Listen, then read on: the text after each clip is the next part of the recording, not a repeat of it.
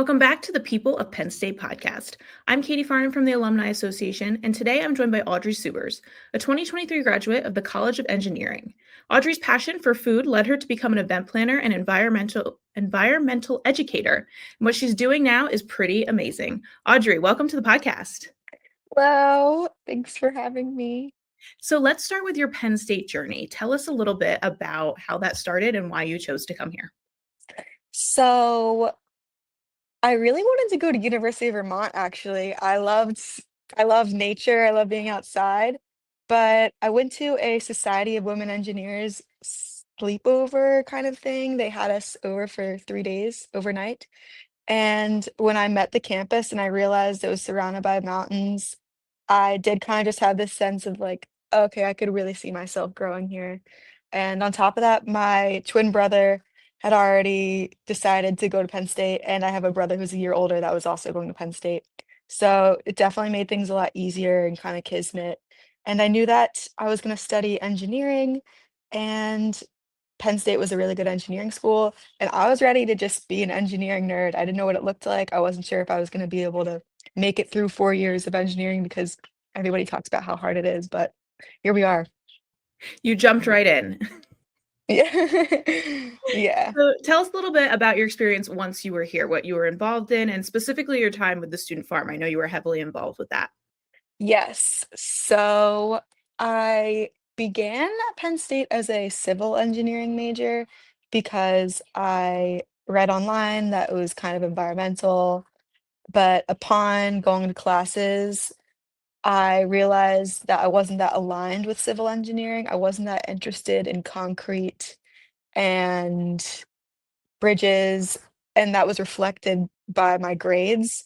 I was getting lots of C's and even a couple D's, but luckily that was during the COVID time, so I could eventually let go of those grades because of COVID regulations and everything.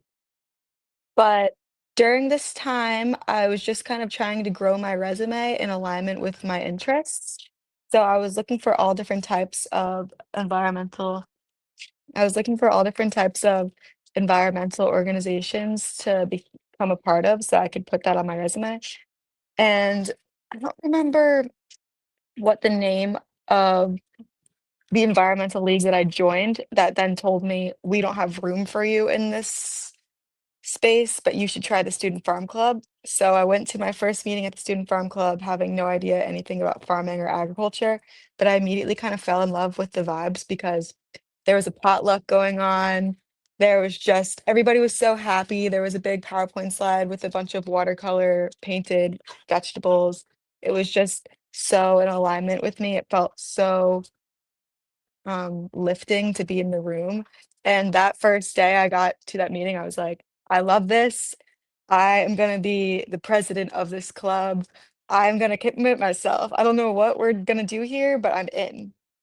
And I just kept going back to the meetings and learning more about what they're about. And I loved that farming is one part of it. You know, they have that student farm, but they're really just uniting students that are passionate about sustainability and food and everything in between. I really kind of met my own interests by exploring the student farm club, and I learned more about myself by keep going to meetings, even though it felt kind of weird and out of my comfort zone, being that like I didn't know anything about farming. I just kept showing up and learning more about myself. Like, oh, I learned about indigenous people and how we're on their land and they have so much wisdom to offer, and how our food, the difference between organic and inorganic. There's just so much content that I got from every meeting, and I just wanted to keep learning more and more. So back to that engineering, I realized that I was misaligned with my major and wanted to take a step back and figure out if there was a way that I could switch my major into something that was more aligned with my passions that were along that line of student farm club. And I learned about biological engineering, which is the engineering of food, natural resources, agriculture, and that felt like a breath of fresh air. And as soon as I switched to that major, it felt kismet. Like the building was right across from the Arboretum, which is where I was walking every day. I loved that it was aligned with everything the Student Farm Club is about. And the building was brand new. It was only 10 people in my classes, and we all became really good friends. And naturally, because of that, I loved my classes. I thought they were so much more interesting. We were learning about soil and water and how our environment is so intelligently designed. And you can calculate different designs to maximize our natural resources. I thought it was the coolest, most mind-expanding content ever. And then on top of that, I just loved all the people in my classes, and we got to go on field trips because we were so small. So we were going to like green roofs, and I was going in streams with waivers. It was so up my alley, and my grades became so much better. I got A's then. It's actually incredible what happens when you kind of decide to align with your passions and you decide that you don't want to settle for how you're spending your time, and you know that there's something else that exists out there that's more aligned with you. And yeah, I really look back at my time at Penn State, like I feel like I really sucked my experience dry. Like I did everything at Penn State. I really made my way up in the student farm club. I wasn't the president, but I was kind of like a vice president. And I got to organize all different kinds of events. We were doing harvest festivals and plant sales and just different kinds of volunteer opportunities. I was hosting cooking workshops, and I really credit so much of where I'm at today to my time with the student farm club. It's actually crazy how every day I kind of learned how everything really is connected and how things really do come back around when you're following your passions, because your passions are a lot more intelligent than we can understand. But it really does all come back together so seamlessly. And this showed up for me in college in the form of better grades, but it also allowed me to find really awesome internships. I mean, through the Student Farm Club, I worked for a nonprofit in Northeast Philadelphia, and I was introducing people of the neighborhood to the community garden while I was doing soil sampling across the city. Loved that experience. That was so cool. And I took a natural resources class, an ERM class, actually, environmental resource management, that took us backpacking in Patagonia. I mean, I really did it all at Penn State. I was in a sorority for a little bit, but um, I wasn't that passionate about the sorority stuff. And I also did um, Penn State Snowboard Club, which allowed me to meet one of my best friends that I still go skiing with every year, even after she transferred. So yeah, just bring things together into one. I really used my time at Penn State to navigate my interests, and there's so many ways to explore your interests at Penn State if you really take the time to lean into what you're excited about. And all of that was like subtle foreshadowing to what you're doing now, which we'll get into in a Yeah. minute. Yeah, isn't But that really true. crazy? It is. I mean, it's kind of like a full circle moment for you, probably looking back and being like, wait, this is exactly what I was supposed to be doing this entire time. So after graduation, you said you landed in a cubicle for a couple months. Tell us about that and then kind of deciding maybe that's not where I belong. Right. So I did, in fact, land in a cubicle.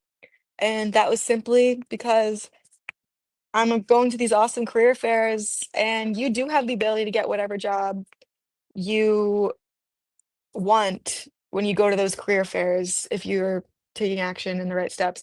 So I did land like the most ideal engineering job that I could have for my circumstances. I was gonna work as an environmental designer for Gannett Fleming. Great company, great job. Um, I was designing stormwater management systems. So when it rains a lot, all of the rain has a place to go, especially being the fact that our rainstorms are only getting more intense. It's very important work. And the natural resource engineering is very niche and uncommon background compared to civil engineering majors. So I was able to use the principles of soil and water to design management systems and just allow nature to kind of naturally design itself over time. But what I found in the office cubicle is I was just really, really not happy to the point where I was very unproductive. And kind of like how I wasn't thriving in the civil engineering major, in this engineering job, I was just not showing up as my best self. And I think it was because I knew deep down that I had other skills that I wanted to practice. And in this office environment where there were no windows and I spent my day staring at three monitors, I wasn't practicing them. And I wasn't walking in the direction that I wanted to walk. And I felt myself slowing to a stop, is what I was experiencing. So I remember one day I used to write, I had an office diary and I would write in it every Wednesday. And one diary specifically, this entry, I always look back at it and read it. And I would write really scrappy handwriting until my handwriting became like fluent. And that's when I knew my intuition was behind the pen and paper. And I wrote about how all I wanted to do was just learn how to cook. I wanted to learn how to surf. I just wanted to dance and teach people how to cook. I just wrote this whole foreshadowing of my future of everything that I wanted to do, and I wrote it down on the page. And I didn't know what it meant, and I just kept trying to find other jobs that were, I thought, more exciting, like a different kind of engineering job, but by the beach. Maybe a different engineering job with a higher salary. I wasn't sure what itch I was trying to scratch. But ultimately, I was in therapy, which I'd never really done before, and my therapist was teaching me about positivity and how that can attract different circumstances. And I understood that. But what really kind of helped me was I started meditating a lot more and listening to the limiting beliefs that were holding me back.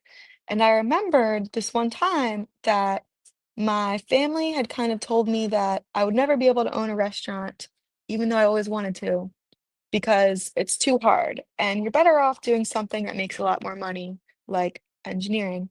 So I kind of just gave my younger self a hug and I said, "You can do whatever you want. The world is your oyster, you know?" And after that, I started to see the world differently.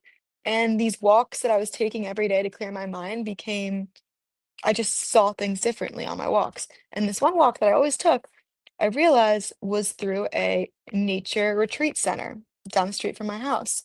And I saw that there was a farm in the backyard, and I saw that there was a big long table next to the farm. So I thought to myself, I bet they're cooking something really good in that kitchen. I wonder if they need any help. So I sent them an email. I sent this retreat center an email and I said, "Hey, I am not a chef, but I have a background in natural resource engineering, which is applicable to food. And I have experience at the Student Farm Club. So I was working with a lot of vegetables and we did a lot of cooking workshops. I would love to help in your kitchen if you would let me." And even though I was applying to so many jobs at this time, nothing was replying to me. And this job responded to my email within 20 minutes. And they said, "We're hiring a sustainable chef. We would love to have you." So I went into this kitchen and it was just beautiful. It was perfect. It was like light blue walls with windows overlooking trees. And my boss, Carol, is the sweetest human being on the planet. And she was a biologist. So she got to teach me how to cook using science. And we had a farmer that would come just drop off produce from the backyard. And then it was my job to kind of showcase it to the guests at the retreat center. And things just really went well at the retreat center. And I was able to quit my job at the office, even though my parents wanted to break me in half. And I just started deciding to take cooking a bit more seriously. I didn't know where it would go, but I wanted to see because it felt really good. And I felt really excited going to work and I felt excited leaving work. It was the first time ever where I realized that your job can actually be fun and your job can actually be something that changes your mood instead of drains it. And I wanted to learn how to make money a little bit more on the side. So I started pretty much going to different houses in the neighborhood and I would cook whatever they had. I would cook dinner for them using whatever ingredients they had on hand, just using it as an opportunity to like be creative and make some money. And then I got pretty good at that. So I just started private chefing while I was cooking at this retreat center. And that rolled into me cooking for dinner parties across the neighborhood. And it was all just to me about finding whatever produce was in season and making the meal about that so that even though I'm the chef, I'm not really doing the work. It's all nature, just I'm just highlighting the features of these delicious figs caramelized with cinnamon and honey, you know? And I'm still that is my favorite part about cooking. It's using science, it's arts and crafts, and it's connecting people with nature through food because ultimately you are what you eat. And I love to cook food that tastes as good as it feels. I love when it looks as pretty as it tastes. Right now, I'm drinking this like cacao mushroom coffee, and it tastes like magic, and it's gonna make me so energized for the day. That's just what I'm all about.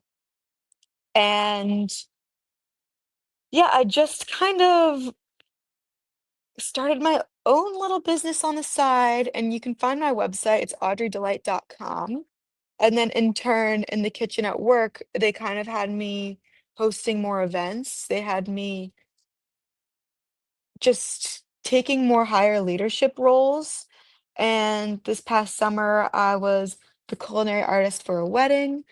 And even a more kismet opportunity was a girl that I cooked for at a dinner party called me recently and asked her if I would be an event coordinator for her wedding. And I was like, Annika, I'm down, but uh, I don't have that much experience doing that. And she was just kind of like, I trust your vision because I loved the dinner party you hosted, and I know that you can coordinate events well, and I know that things will work out. So now, about a year later, my Audrey Delight business that is still house parties and dinner parties has kind of evolved into more event planning. Literally just following your passions. I love that you just kind of took the risk and now you're like, look at me, I'm doing it. It's, I feel like, yeah, things just kind of opportunities really open themselves up when you take that path. Even though it's scary, I feel like you're a lot more guided and you're a lot more protected. Like you, it's a lot harder to fail because things kind of opportunities kind of present themselves when you're more in alignment with your passions. But yeah. So let's talk about one of those opportunities. You started planning some culinary retreats in Panama. Let's talk about that. Yeah. So I got an opportunity to move to Charleston with my friend from high school. So I knew I was moving to Charleston. But before I moved there, I knew I needed to find a job in Charleston. So I was kind of more interested in leaning back into my environmental education because I loved engineering. You know, it was hard, but I loved it. So I was looking up one keyword specifically in my job search on Indeed, and it was ecological restoration. That was the word that was going on and on in my head. I wanted to do something with ecological restoration. So the first job I found was for a stormwater management company, a stormwater management startup company. So I just dropped my resume and cover letter on Indeed, did not think about it for 2 months. And then I heard back a couple months later, totally forgot about it. And I had an interview with the president of this startup company for stormwater management. And I went into it so excited. I had never been so excited for an interview. And the president, his name is Jose, he's actually also a investment banker. He invests in startup companies, and that's what this stormwater management what company was. It was something that he'd invested in. And he was interviewing me, and he just asked me to tell him to share about myself. So I talked about how I was in the office, and then I started cooking, and now I'm really still passionate about the environment and how I can contribute to climate change. And I would love to help you guys with your work. And he was like, "Oh, well, Audrey, this is really crazy, probably more crazy than you know." Um, he said that he is from Panama and he has a state all across Panama. He has land there, and it's all this ecologically restored land. He has like national parks that used to be cattle farmed, and he reforested them with fruit trees, and he just has a lot of farms and a lot of land, and he also coaches entrepreneurs and helps them navigate business. So he said that he would love to have me down in Panama, and we can talk about starting some kind of business that's more aligned with my actual passions. So I I mean, he said, "Audrey, I can tell that you love the environment, and I know that you have experience with stormwater, and you would do well at the stormwater management company, but I can also see that you have more to offer, and we might be able to do something on your own terms that's more aligned with that." So I pretty much booked a flight to Panama 2 weeks later after my parents talked to him and figured out that this wasn't a scam and this was real and I wasn't crazy.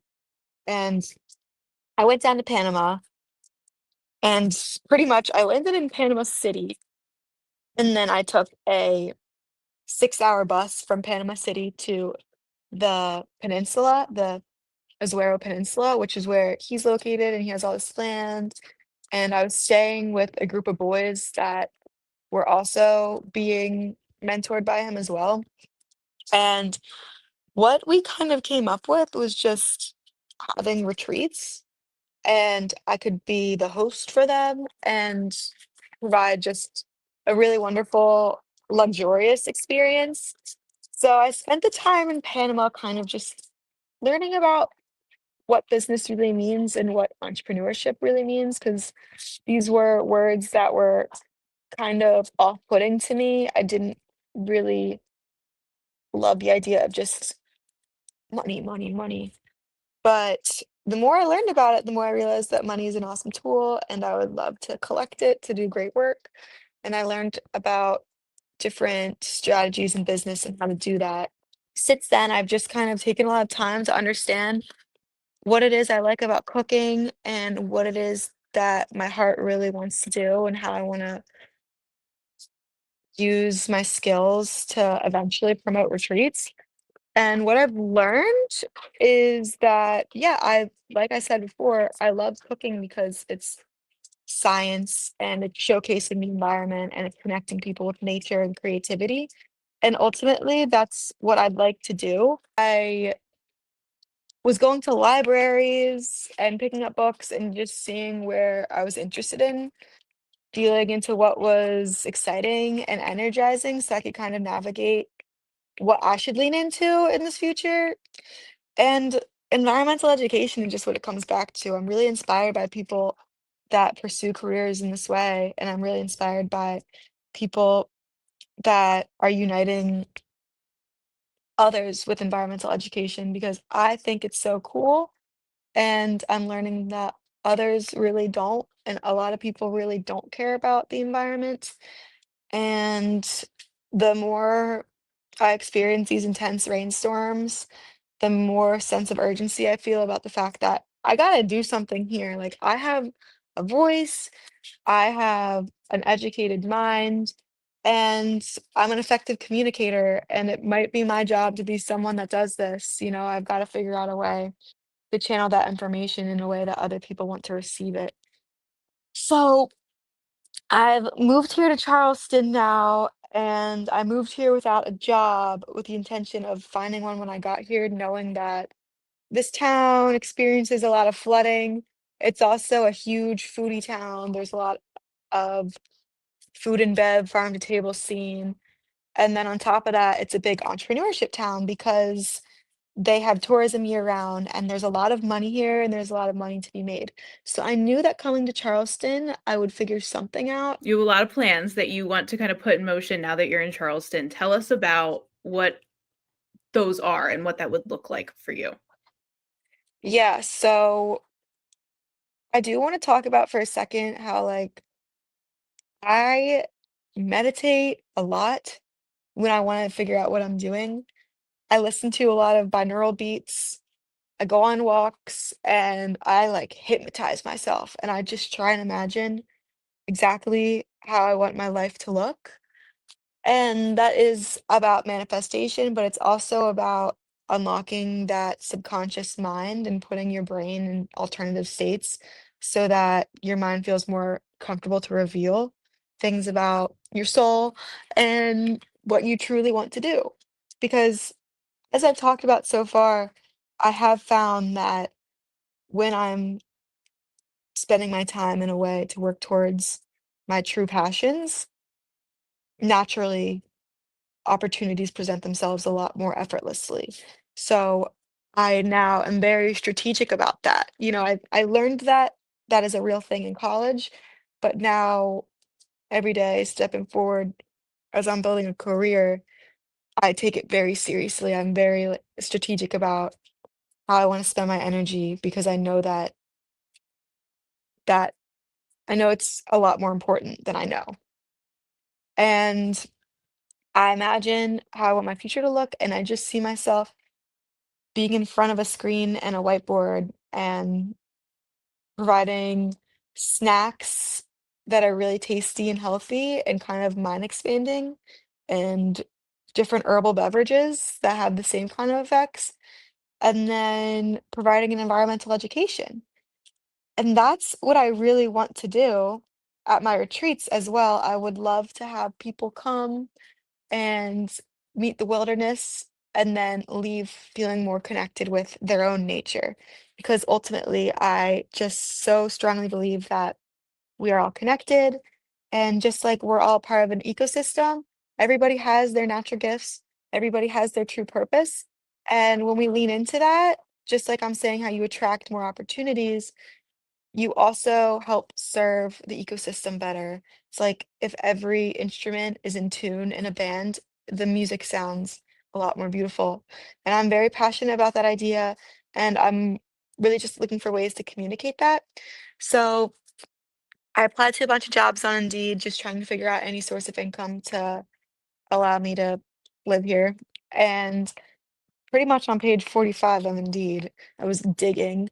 I found a marketing company. It's called Monarch Strategic Solutions. And I pretty much got that job immediately because I went into the interview and I saw that they had an evil eye, like one of those symbols of clearing bad energy. So I knew that I could chop it up with my boss and just talk about how I was so passionate about cooking and how I had an experience transitioning from engineering to cooking and what I saw for myself. And it just turned out to be the most perfect job because for this marketing company, our biggest client is the Sierra Club. So currently, what I'm trying to do is I'm a professional fundraiser for the Sierra Club, which is the largest and oldest environmental conservation nonprofit. So a day in my life is I start in the office for a few hours and we meet with my team, which is a group of very diverse people, all just working towards their own goals of entrepreneurship. And then I go out in the field, which is basically I'm stationed somewhere across Charleston where I'm trying to collect donations for the Sierra Club and sign people up to give a monthly pledge. What's really special about this job and what I really love about it more and more as I'm learning every day is that working for a marketing company that's just opened in May, there is a lot of potential here. The world is pretty much my oyster. And just going full circle, I have been using my experience at the Student Farm Club to help us navigate different ways to market ourselves as a rising marketing company of Charleston. So I've pretty much like said to my boss and the team, I was like, guys, we have a lot more potential here besides just collecting donations for the Sierra Club, you know. Charleston is such an entrepreneurship town. There's so many small businesses and business cards that would love to be marketed. If we were to rebrand ourselves as more of a marketing company that's looking to empower the community and unite people with different businesses, just as well as allowing businesses to thrive, then there's so much more we can do here. So it's interesting because I pretty much have been using the exact same model of growth that we had in the Student Farm Club, which was allowing different people on the team. So in the Student Farm Club, it was a big group of people that were multi-passionate, but everybody had the same core values of sustainability and community. And that same philosophy can be applied to a marketing company today. It's pretty much like a whole different kind of business model that I was putting into a presentation to show the team, and everybody's just really receiving it well.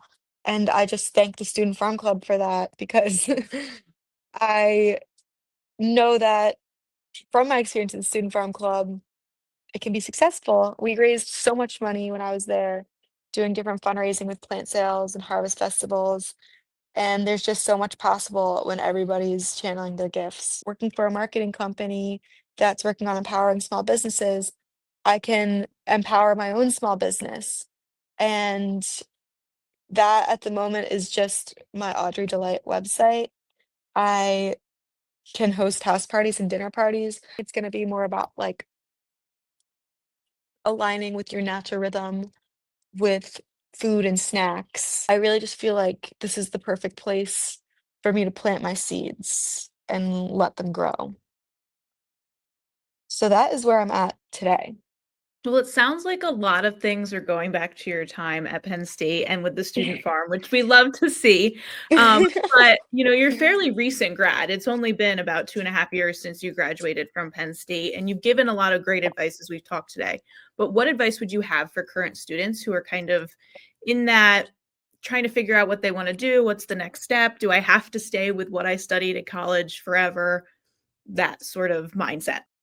Yes, I actually love that question because you did just remind me that my ultimate goal for these retreats would be planning an experience for college students who have just graduated and or people at the end of their time, maybe they're a junior and they're a senior, and they're really just trying to navigate what's going to happen when they graduate. Because that's when you start applying for internships. That's when you start committing your energy and building your resume. And it is a very important time. It's kind of stressful to navigate what people, what you really want to do. And if you really have passions, a lot of people don't know if they even have passions because they're just pursuing a career because they want to make money. And I would love if my retreats were catered to that group of people so that they could come and just connect with their nature.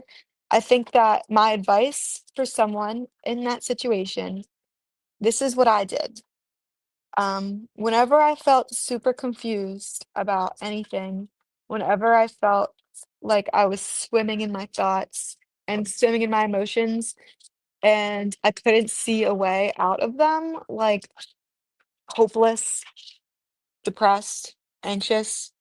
I know I'm really happy today, but like I wasn't happy yesterday, and our emotions are so real and a lot comes up every day. Having a skill set that allows you to ground yourself when you're in those emotional states is where you kind of I think that's where you level up. Like when you're really that's where you level up. If so basically if you're stressed out right now and you don't know what to do, congratulations because you have the potential to level up.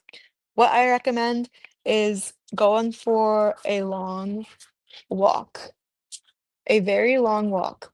I never regret going for a walk. And there are a few places that I can recommend for you if you're at Penn State. I mean, Penn State campus is beautiful, and I love Penn State because it's safe. You can go for a walk at night and you can catch a vibe at any time of the year because I mean, I know it gets super, super cold, but if you bundle up, I love to take a walk and watch the seasons change at Penn State. It's beautiful. So some places that I recommend to walk, the Arboretum, beautiful. The paths behind the Arboretum, it'll take you right to the Student Farm Club. Take a stop by there. I bet the Student Farm Club is doing some awesome events as well. Walnut Springs Park is a very pretty trail around Penn State. Those are a few places that I would walk. And what I find is that on a walk, your footsteps are actually activating different brain waves. And being around nature, there's a lot of natural compounds that are activated when you're in contact with soil, when you're in contact with trees, and those emotions that are going on will drain themselves, and you will ground yourself into nature. And nature is so intelligent. It's so much smarter than we can understand. And having the privilege to access that source of wisdom is really, really awesome. Not everybody can go for a walk and find a beautiful park with trees and a meadow. So Penn State is very lucky for that. I could honestly cry how full circle it comes back because there are so many times where I was just in such a bad mood and I would go volunteer in a greenhouse, and I love the smell of that still. It's still my favorite smell ever.